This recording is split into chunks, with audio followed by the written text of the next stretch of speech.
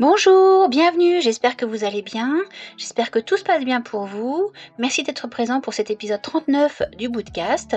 C'est toujours la saison 1, on n'a pas changé.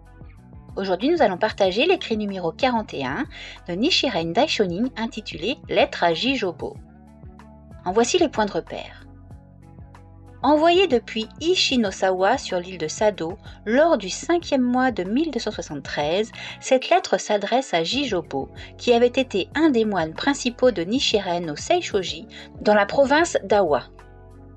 Environ un mois plus tôt, Nichiren avait envoyé l'objet de vénération pour observer l'esprit, dans lequel il avait expliqué à la fois l'objet de vénération du point de vue de la loi et la pratique correcte pour atteindre l'illumination à l'époque de la fin de la loi. Cette lettre reprend brièvement le contenu profond de l'objet de vénération pour observer l'esprit. Nichiren dit que parmi tous les chapitres du Sutra du Lotus, le chapitre Durée de la vie est particulièrement important pour lui. Il cite un passage, n'ayant à l'esprit qu'un seul désir, celui de voir le Bouddha, et note, grâce à ce passage, j'ai eu la révélation de la bouddhéité dans ma propre vie. Il déclare que, en tant que Bouddha de l'époque de la fin de la loi, il s'est éveillé au Nam-myoho Renge-kyo des 3 grandes lois cachées, lequel est connu de façon implicite dans les profondeurs du chapitre Durée de la vie, et qu'il a concrétisé cette loi.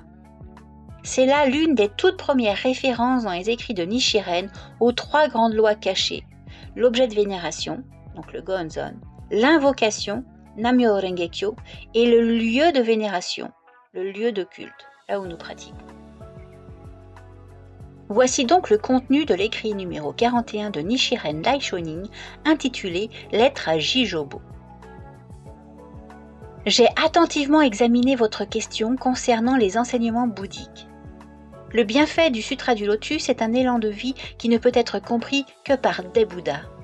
Même la sagesse des émanations de Shakyamuni dans l'ensemble des 10 directions ne saurait peut-être égaler une telle illumination intérieure. C'est pourquoi, comme vous le savez bien, dans son commentaire sur le caractère Myo, même le grand maître Tiantai l'a défini comme ce qui est au-delà de la compréhension ordinaire. Le Sutra du Lotus se divise cependant en pratiques diverses. Il s'agit des enseignements qui ne furent connus que par des hommes comme Tiantai, Miaole et Dengyo. Ainsi, le grand maître Dengyo, considéré comme la réapparition de Tiantai, envoya en de nombreuses occasions des émissaires dans la Chine des Tang, dans sa détermination à permettre à d'autres de dissiper leurs doutes. Ce qui est essentiel ici, c'est qu'au cœur du sutra, on trouve ces enseignements.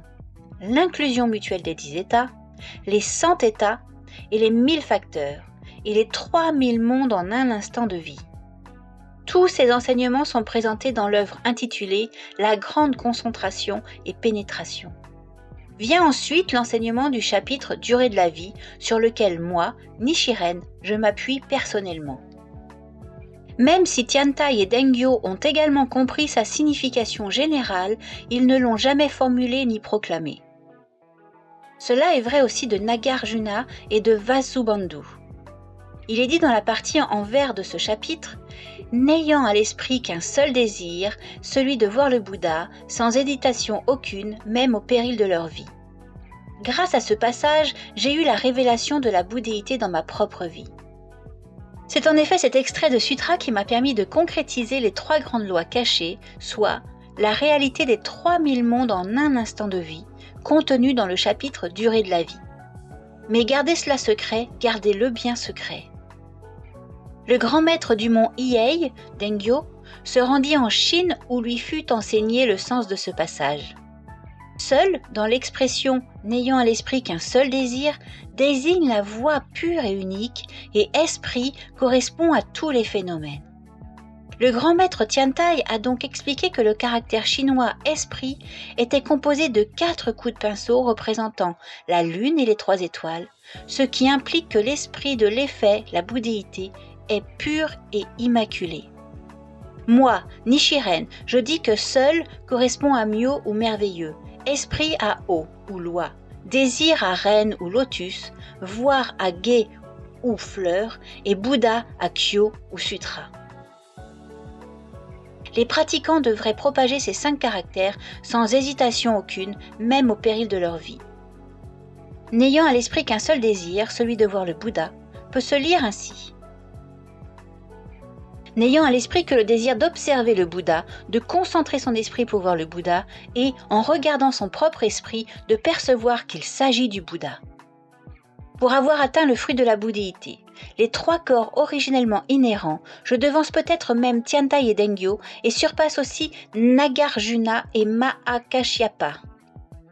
Le Bouddha écrivit qu'il fallait devenir maître de son esprit et ne pas le laisser devenir le maître. C'est ce que je veux dire quand je vous exhorte énergiquement à aller jusqu'au don de votre corps et à ne jamais donner votre vie à contre-cœur pour le Sutra du Lotus. Nam-myoho Renge-kyo, Nam-myoho Renge-kyo, Nichiren. Le 28e jour du 5e mois de la 10e année de Bunhei 1273. Réponse à Jijobo. Eh bien, merci d'avoir écouté, merci d'être présent. Nous avons donc partagé aujourd'hui l'écrit numéro 41 de Nichiren Daishonin intitulé Lettre à Jijobo. J'espère que ça vous a plu, j'espère que ça vous encourage, j'espère que ça vous ressource, j'espère que ça vous motive. C'est tellement inspirant. N'hésitez pas non plus à venir nous suivre sur Insta, sur YouTube, sur toutes les plateformes de streaming, activez la cloche, abonnez-vous, ne loupez rien. Vraiment. Et puis écoutez, merci, tout simplement. Merci de faire vivre ce petit podcast. Je vous dis à très vite et bonne journée.